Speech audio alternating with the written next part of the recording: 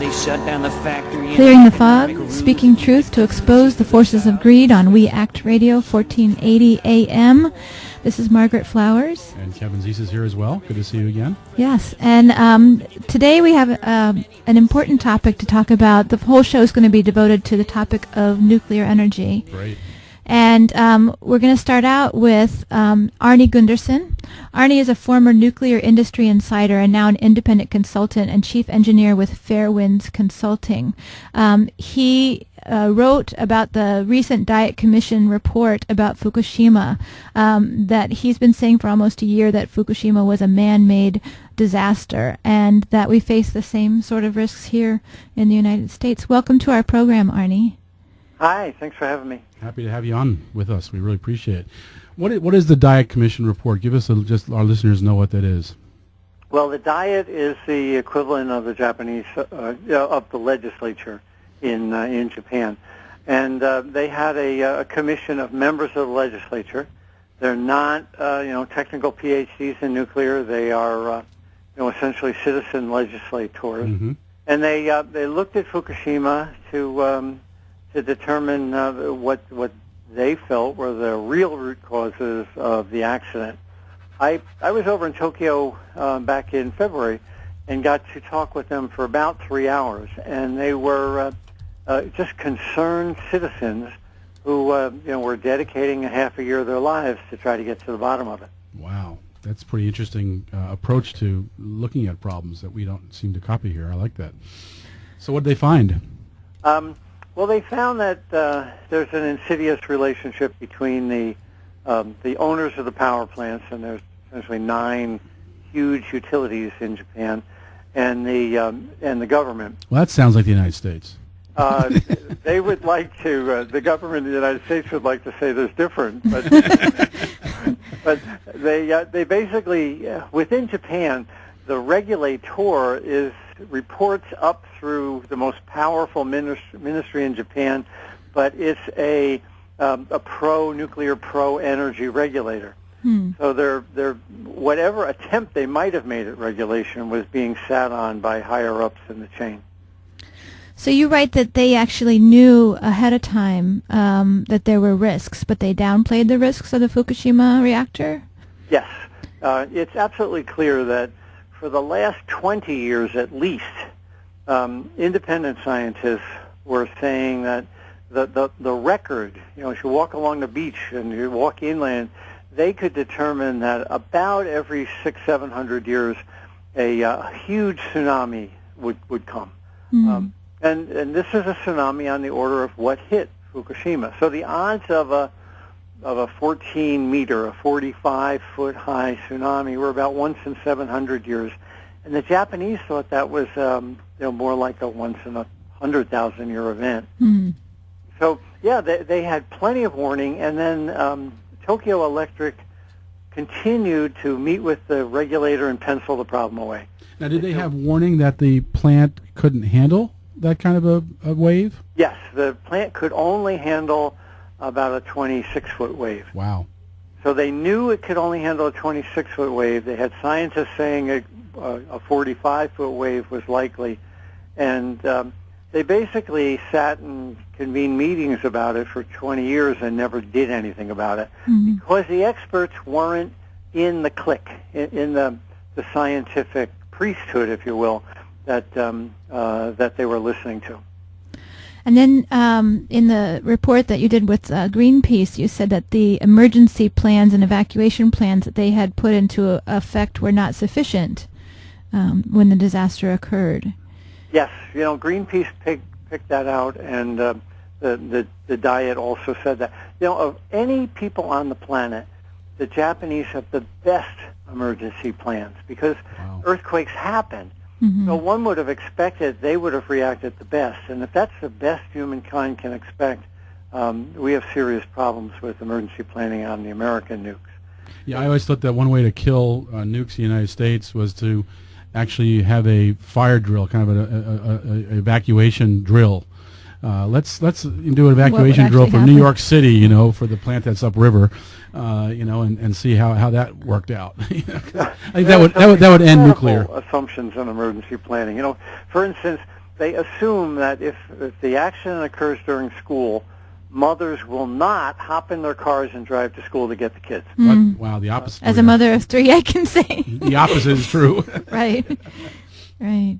They also assume that the traffic lights all work. Oh, great. And all this kind of stuff. So, and that it occurs on a sunny day, and you know, they never assume that an act of nature causes the event, which then also disables a lot of the emergency planning. That's not part of the drills that we do here in the United States. Right.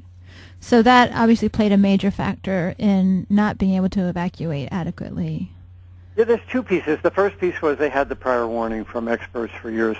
But the second piece was that the government really didn't want to hear the truth. You know, I was on CNN 4 days after the accident saying this is as bad as Chernobyl.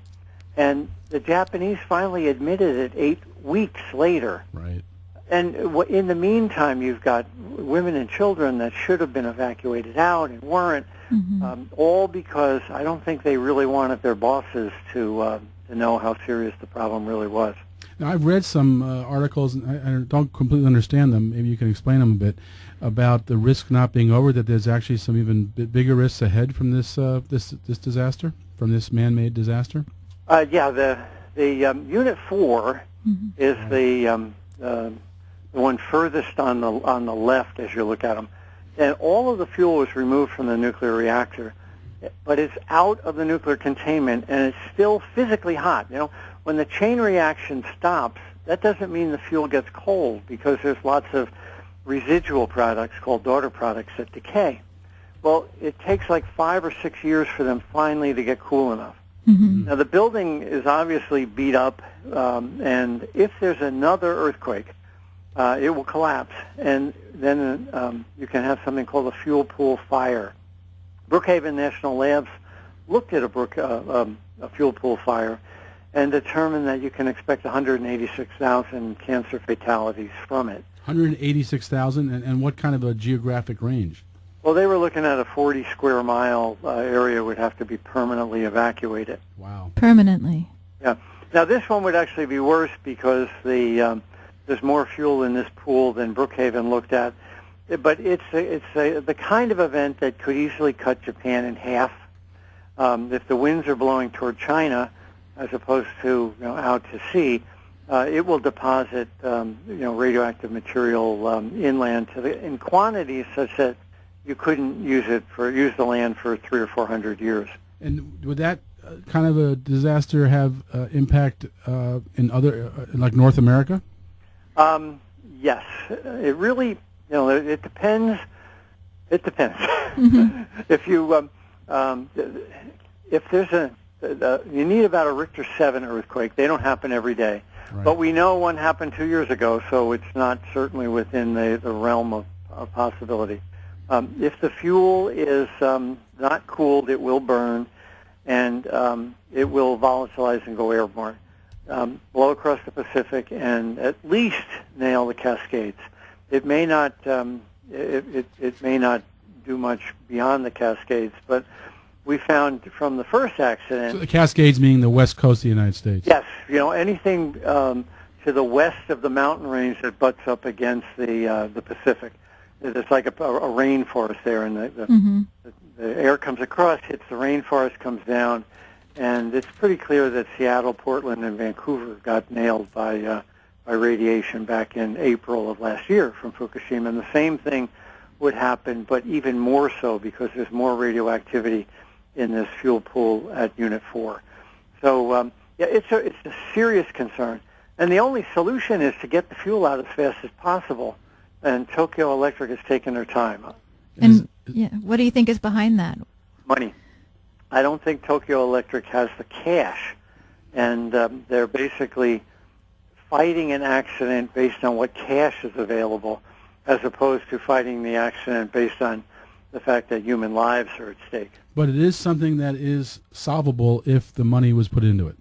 Well, a year ago, I was on Chris Martinson's radio show, and he said, what would you do? I said, I'd build a building over the building and use that to remove the fuel as fast as possible. Just last month, Tokyo Electric came up with a plan. Guess what? Build a building. Build a building over the building. So Right. I had a couple other recommendations that I've been given to the Japanese, and one of them was categorically rejected. They said, this is a great idea. We don't have the money. But why, if this is something that could affect, obviously, the Pacific Ocean, the west coast of the United States, A large part of Japan. large part of Japan, or if the wind blows the other direction, a large part of China. I mean, why isn't there more international support to solve the problem? I would think this would be a priority for the United States. We don't want to see Portland and Seattle and San Francisco, hit with radiation. Well, you're absolutely right. It should be. There's one U.S. senator who happens to come from Oregon who's making a similar argument that this is no longer a Japanese problem, but an American problem and a worldwide problem. There's also a Japanese ambassador named Akio Matsumura, and Akio and I have been working on this for about 14 months. And so at the ambassador level and at the Senate, U.S. Senate level, it's finally getting the attention that it deserves. But still there's no movement, but we are getting finally some attention on it. Has President Obama said anything about this? As I understand it, the NRC, the Nuclear Regulatory Commission, is giving support and guidance to the Japanese, but they're not taking any position on what the Japanese should do. It's their country. Let them do what they want. But it's not like this radiation stops at the Pacific Ocean. It comes right over. Wow.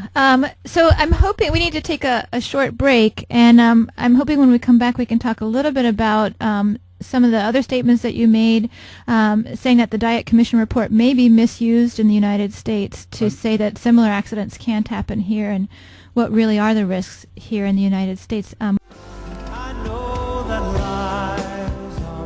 You're listening to React Radio, Clearing the Fog, speaking truth to expose the forces of greed with Margaret Flowers. And Kevin Zeese and our guest, Arnie Gundersen, who's a expert on nuclear energy. And we started the last segment talking about the Fukushima accident, the Diet Commission report. And now we want to turn to the United States a little bit. Yeah, actually this No Nukes concert we were just talking during the break happened the summer after the 3 Mile Island accident. And Arnie, you testified in the hearings on the 3 Mile Island. Yes, I did. I actually had people working on the 3 Mile Island site in the 80s, and then I became an expert on during the trial, which occurred in the 90s.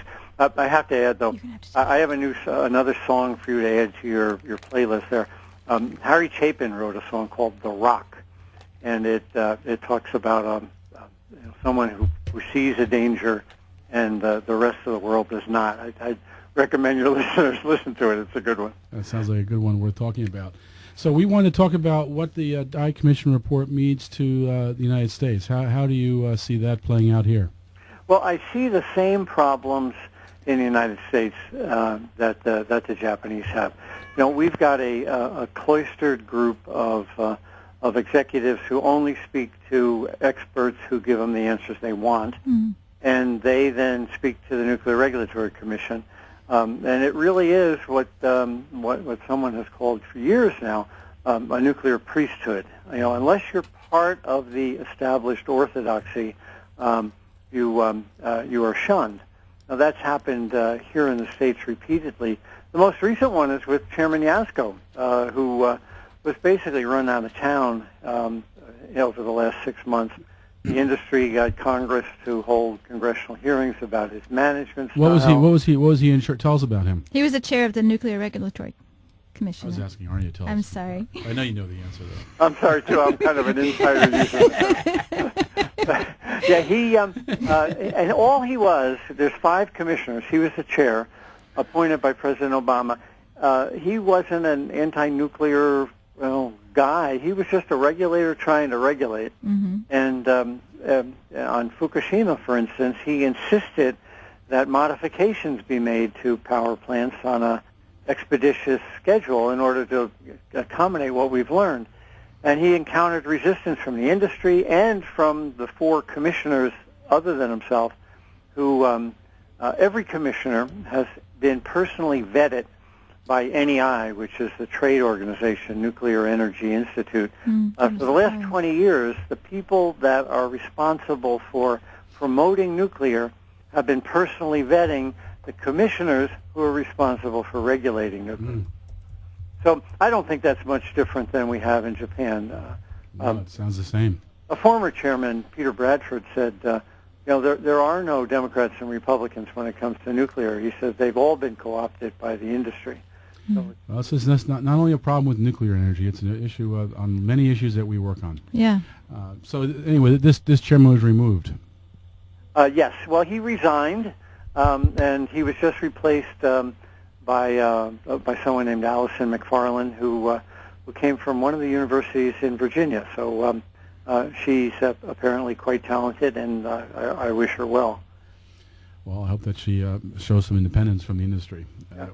On this issue of industry independence, there's another leg of this, and that's the United Nations. They have a group called the IAEA, the International Atomic Energy Agency, and they Part 2 of their charter says their job is to promote nuclear power. So they not regulate, to promote nuclear power.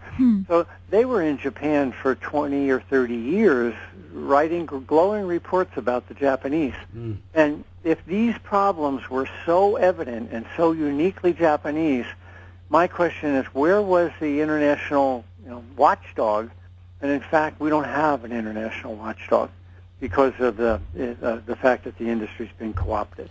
So the Fukushima plant was a General Electric design plant, is that right? It was Unit 1 was entirely built by Americans. Ebasco was the engineer, and General Electric was the reactor.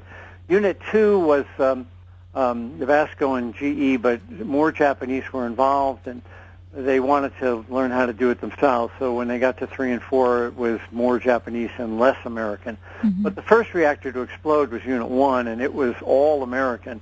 So it's hard for the Japanese to point a finger at Japan and say we did it to ourselves. And is the design of those plants one that's been used in the United States? Yes, there's 23 reactors, almost identical to them in the United States.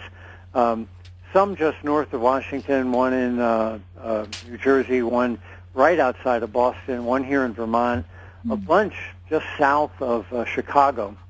So there's 23 of these Mark I reactors.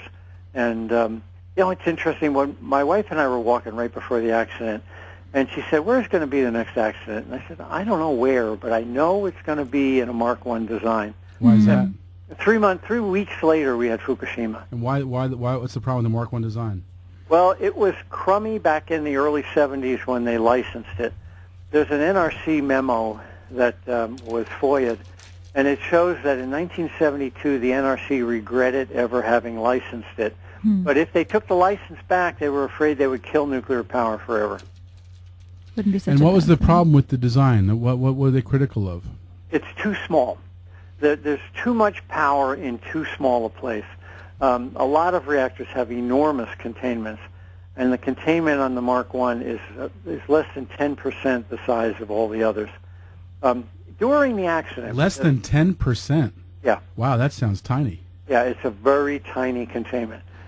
During the accident, and the Nuclear Regulatory Commission was saying, well, yeah, but there's mitigating issues, et cetera.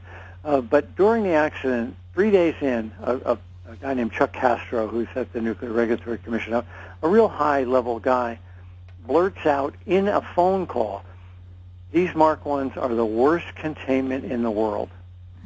So the NRC has known it. I mean, what I was telling my wife is nothing that wasn't known. It's just that they can't do anything about it because they're so co-opted by the people they're supposed to be regulating.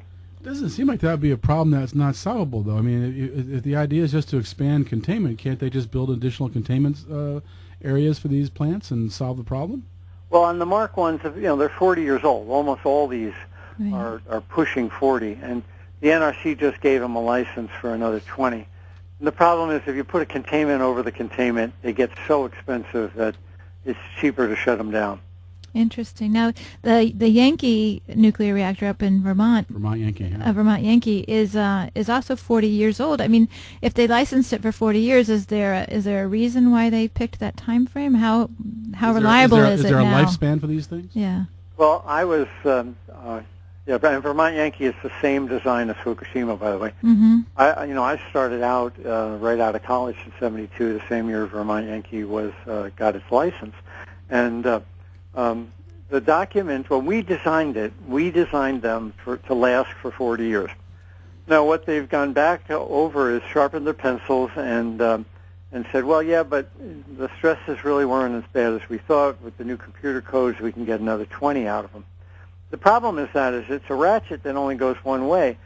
When they've been grandfathered in, there's a grandfather clause within the nuclear law. Mm-hmm. And, for instance, this Mark I design, everybody knows it's a crummy design, but because they approved it in 1970, that issue was not on the table come 2010 when those reactors were reevaluated. You couldn't bring up an issue like that. You could only bring up aging management issues, which talked about, would the plant deteriorate any further than it was already designed for. Wow. So these 23 plants that are on the same model, are they built in areas that have like earthquake possibilities or other environmental catastrophes that could make us in a Fukushima situation? Well, we don't have... not going to have a tidal wave. We don't have tsunamis. But that's not what took out... That's another one of these myths. That's not... A tidal wave did not flood the diesels. I'm sure that everybody's heard that this tidal wave came in and flooded the diesels. What happened is that the pumps along the water that cool the diesels were destroyed. And that can occur from a flood. It doesn't have to be a tidal wave. So they lost the ability to cool the diesels. And in fact, the other little-known fact is there were 14 power plants that were affected, not just 4. 6 at Fukushima, Daiichi, 4 at Daini, 3 at Onagawa, and 1 at Tokai. And they had 37 diesels between them. 24 of them failed because the pumps that cool them flooded. So this is not something like a tsunami is going to wipe out the diesels. The issue is a flood can take out the cooling pumps that are right along the water. With the Fukushima experience, with the Chernobyl experience, 3 Mile Island, these are coming pretty regularly for such the magnitude of the impact of those kinds of events. What do you think we should be doing? Is nuclear... We're very dependent on it as far as the percentage of our electricity goes. What should we be doing to try to deal with this as an energy source? Yeah. Well, nuclear as an energy source only represents 6% of what the United States uses. It's 20% of the electric use, but it's 6% of our total energy mix. My opinion is the price of new nuclear is going to make them not competitive anyway. So we're not going to build any new nuclear plants unless Congress issues loan guarantees. That's not a very big leap, is it? Right. So what's Congress doing? Even though they're not competitive in the marketplace, Congress is giving out loan guarantees, which you and I as taxpayers are backing up when these plants go belly up. Right. But really, these plants are not competitive, so the new plants should not... I would expect not many, and hopefully very few, will get built. Then you've got 100 old plants, and they're all over 30 years old. All these plants are like me. They started life in nuclear in the 70s or early 80s, and they are approaching the end of their 40-year life. We can, if we just conserved the way the French do, we wouldn't need these nuclear plants. If we're not talking about going back to be cavemen or something like that, but if we ran our country the way the French do, with lower energy per capita consumption, we wouldn't need our nuclear power plants. So conservation alone, without any other new energy source, is enough for us to break our nuclear addiction. You've got it. Wow. And add to that maybe improving the efficiency of the transmission of our power. And I wonder how many jobs it would create to become more to efficient. rebuild too. our It'd power probably be a very positive for the economy in that way as well. Yeah. So you could phase the plants out. I recommend these 23 be shut down immediately, and then you're left with 80. And when they hit their 40th year, we had a deal. We had That's a right. 40-year deal. And it's time to shake their hands, say thank you very much, and give them their watch and let them retire. So we only have a couple minutes left. What I want to get from you in the end here is what should citizens, this is called We Act Radio, so we like to get people to take action. So what do you think people who are concerned about this should be doing to try to help to end the reliance on this dangerous energy source? I would buttonhole your congressman.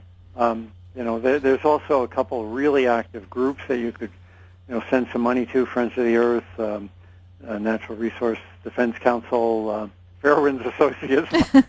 A disclaimer, that's your group. Very important.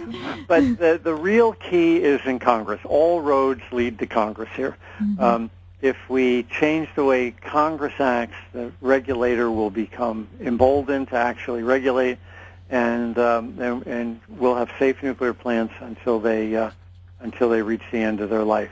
But unless Congress changes, we're not going to affect that culture of the safety culture we really need. And your site is Fairewinds. That's F-A-I-R-E. Winds.com.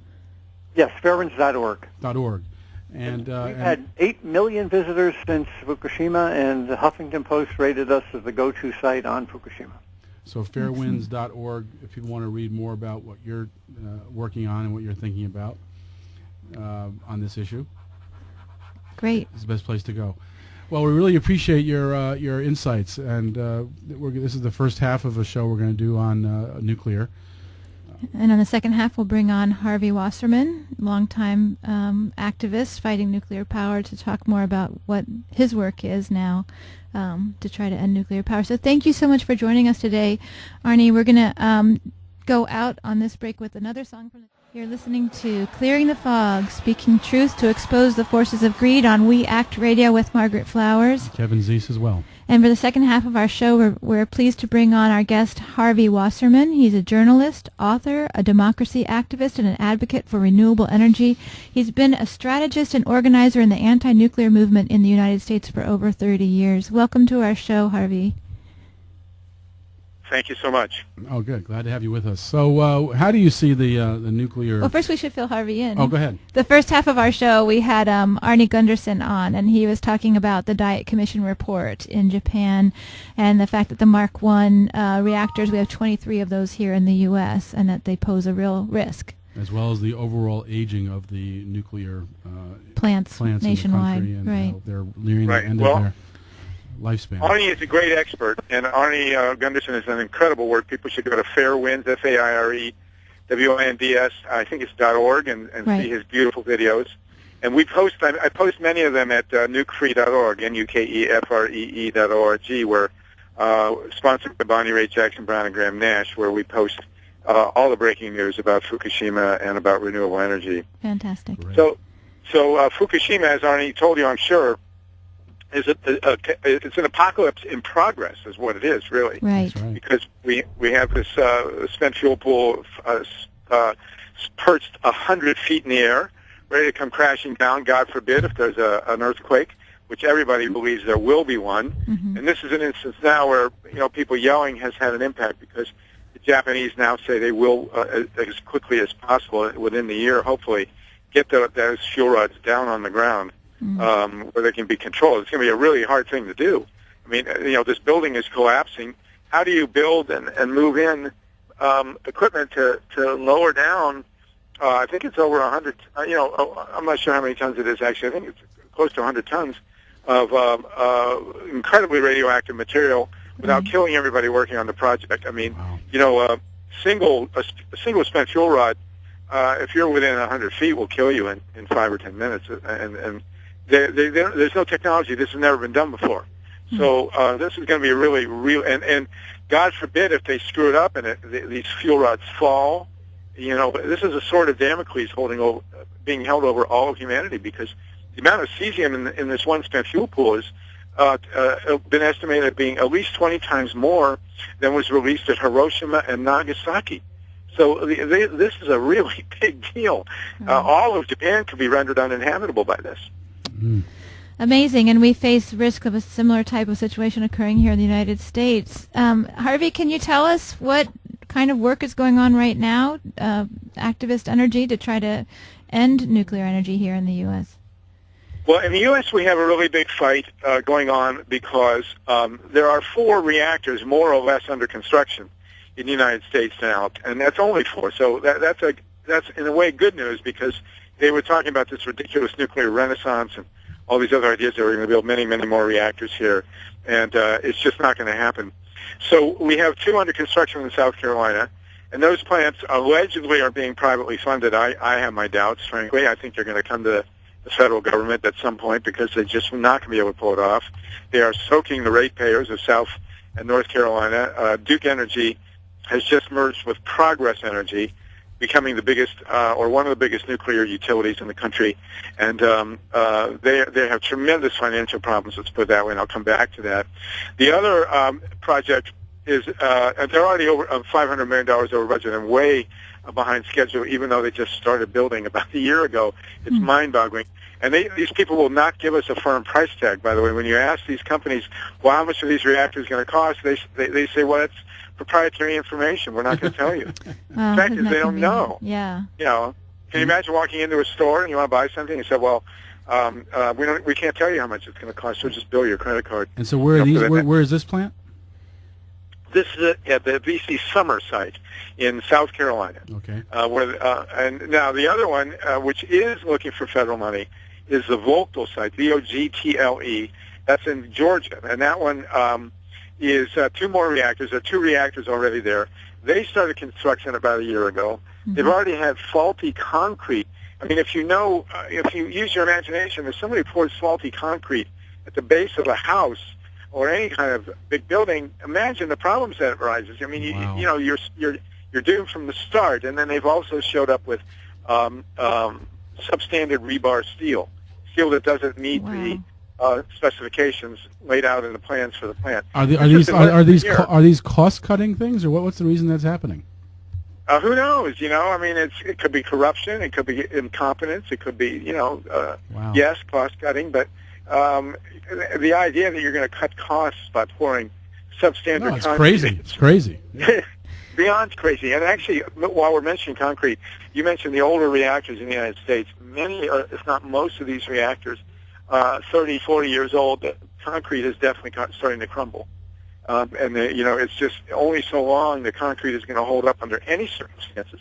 When you add in intensity and radiation, it's going to deteriorate even further. So this is a national crisis. Now, at the Vogtle site, and this is, you asked what we can do, and you've been on my show, and we've talked about this, and you've been kind enough to post the petition.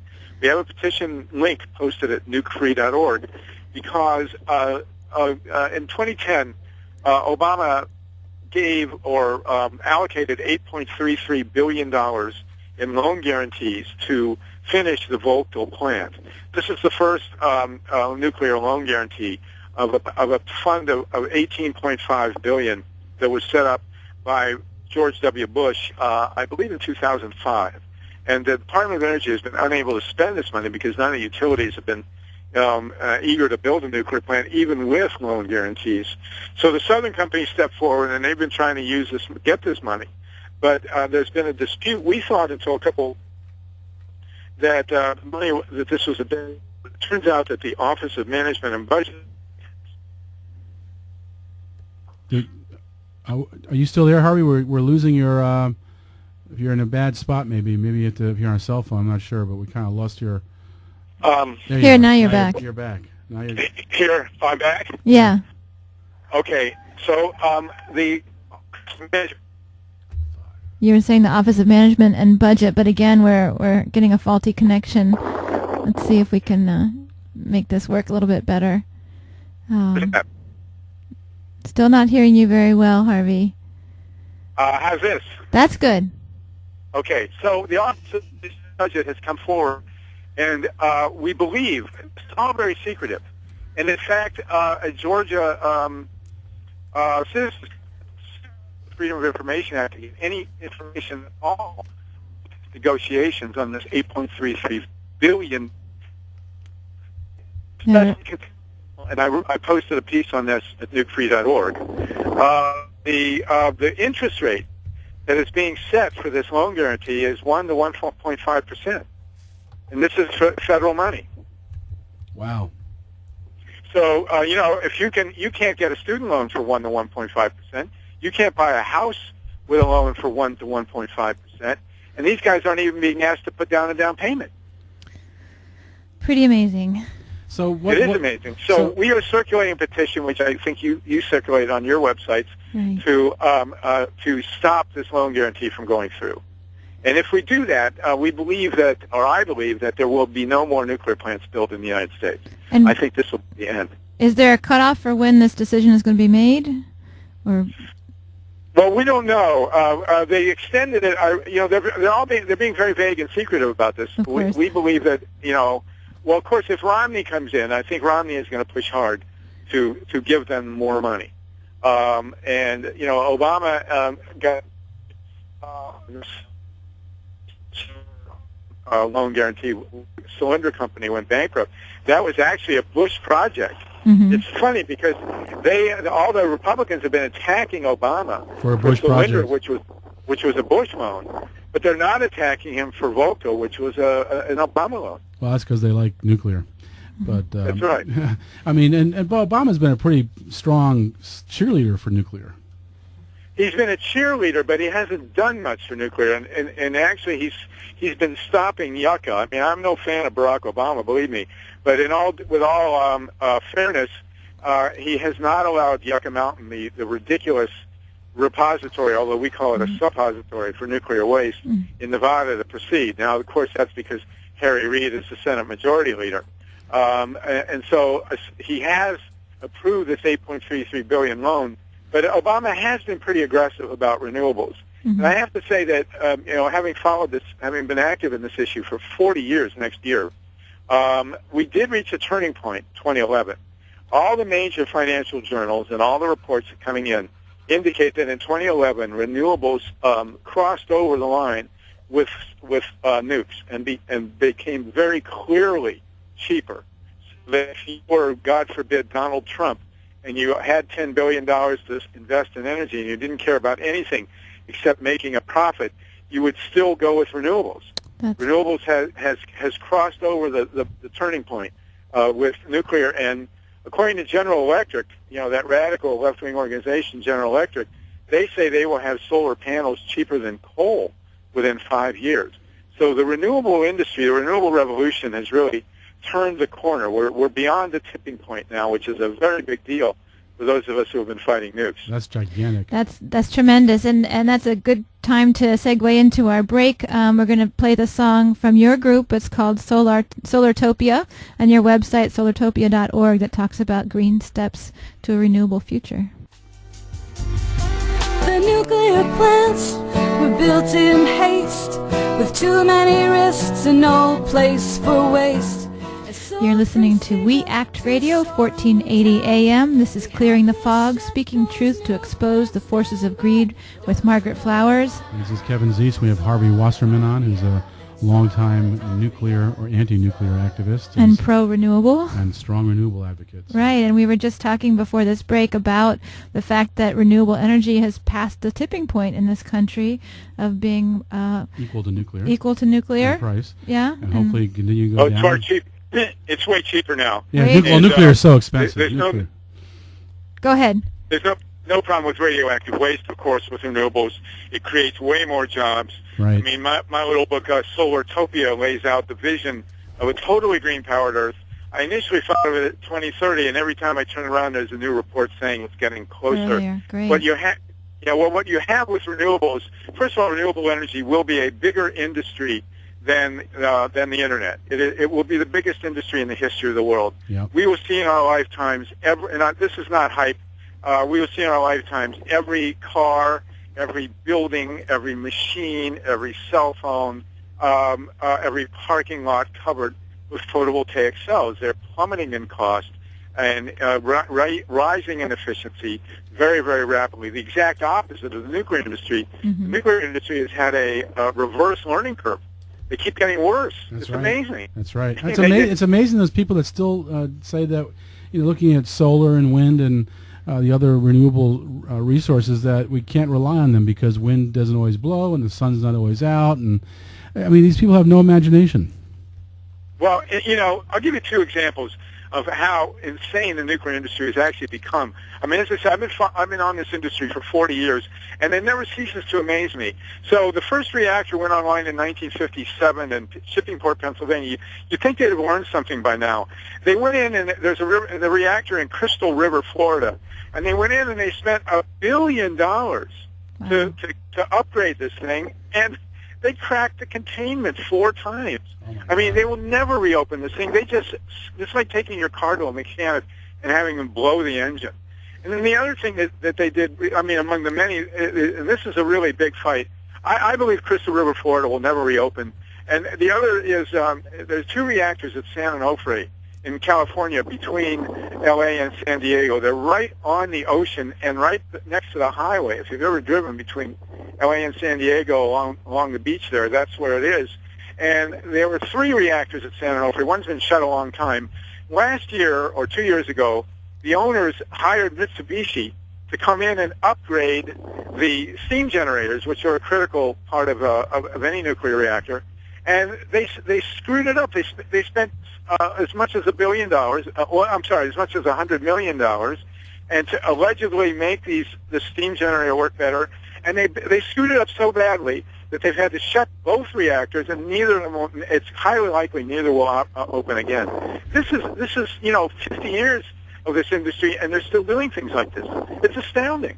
So you asked us to publish an article on our website before this interview, "The Exit of Nuclear Based on Consensus and Cash," by Gunter Pauli. Do you want to talk about that? And well, yes, there are a number of issues, but basically the fact is, and really everybody who's been doing anti-nuclear work for a while has finally is now jumping on the fact that solar is cheaper, and that the tipping point has been reached. And this is a shall we say a gargantuan historic impact. It's in the history of technology, it's equivalent of the invention of the telephone or of electric utilities back in the 1880s.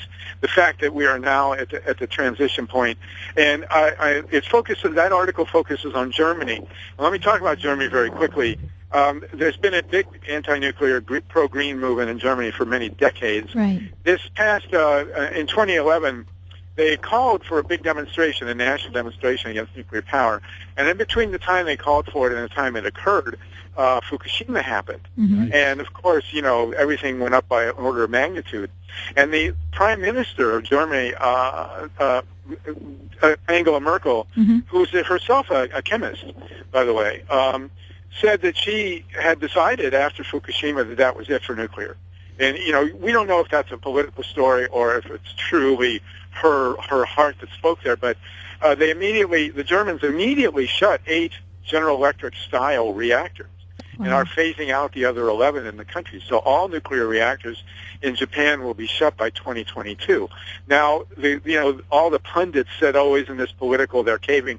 Well, actually, if you look at it closely, Germany is, of course, a very corporate capitalist society, and I'm convinced that what really happened, in addition to the political stuff, and in addition possibly to Angela Merkel's change of heart, is that the major corporations in Germany sat down and did the numbers. Right. And say, hey, look, we think we can make more money in renewables. And Germany is into wind to the extent that they've actually run out of good wind sites on the mainland, and they have to go offshore. Mm-hmm. Germany, recently, there was a day, I believe it was in May, right. where 50% of Germany's electricity came from solar. Wow. Now, this is not exactly Florida we're talking about. This is Germany, which is not all that rich in solar resource like Arizona, New Mexico, Southern California. Mm-hmm. So what happened, and Siemens, and this is a big deal, Siemens, of course, one of the biggest corporations in the world, which was at the core of the nuclear power industry, got out of nuclear entirely and said, we're done. We're going to do solar and wind, and we don't want anything to do with nuclear anymore. And, that is a huge deal. And I will say also that the similar thing is now happening in France. France is supposedly the poster child of nuclear power. They've gotten 80% of their electricity from nukes. But the new socialist prime minister, Hollande, has had a strong, I wouldn't say it's a strong anti-nuclear background, but he's really not been a big fan of the EDF, the national utility, or Areva, which is the French company that builds nuclear. And so he has gone in, and he hasn't formally said it, but they will not be building more nukes in France. Wow, that's a gigantic change for France. I mean, Germany before Fukushima was already on a path toward really emphasizing renewables. Yes, and this is what turned it, and Fukushima turned it. I mean, you have to remember that Germany was, like the rest of Europe, was bathed in radioactive fallout from Chernobyl. Mm-hmm. And Europe was really traumatized, as well it should be, by Chernobyl. And so when Fukushima happened, boy, that really knocked it over the line. I will say very quickly that the collapse of the French industry, or at least the French impetus to build new reactors, has actually probably killed the conservative government in England's plans to build nuclear, because they're planning on doing it in partnership with the French, and now with Hollande in there, the socialists, they're not going to get funding, and Areva may not even be interested. So do you see a consensus developing, not just the United States, but around the world, that nuclear's days are going to be behind us? Absolutely, but there are two big question marks now: are China and India. After Fukushima, the Chinese they had 30 reactors proposed, and they put them on hold. China's pretty close to Fukushima. We don't know exactly what's going to happen in China. There is, we have this vision of China as being a shall we say, an ironclad dictatorship, but in fact there are major grassroots environmental movements all over India. All over China, and we believe that there is a strong enough no nukes movement in China to make an impact. That will be the final blow if we can stop them in China. And in India, as you may have covered, there is a huge grassroots movement against nuclear power in India. It's a little more accessible to the media and to our information, but there's a place called Kudankulam where they're trying to open 2 reactors, and there is a huge hunger strike going on. More than 300 women have been fasting to prevent against this reactor opening. Isn't that something? So the final, I believe that we have all but defeated the movement to build new big nukes in the United States. And as you mentioned, Kevin, the question now is shutting the old ones. There are 104.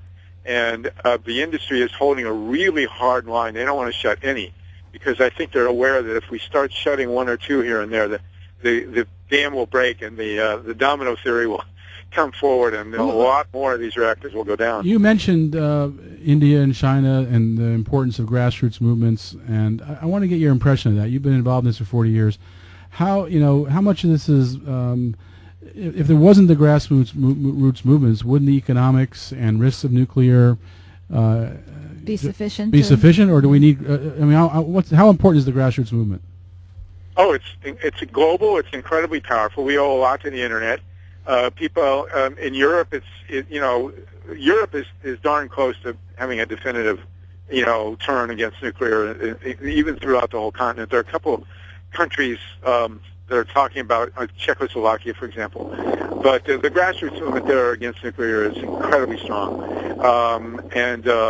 Here we have a good, strong grassroots movement, reactor by reactor. I mean, federally, at this point, there's only one thing we can do, which is to stop the loan guarantees, and then stop the NRC, the Nuclear Regulatory Commission, which we refer to as no real chance, or nobody really cares, right.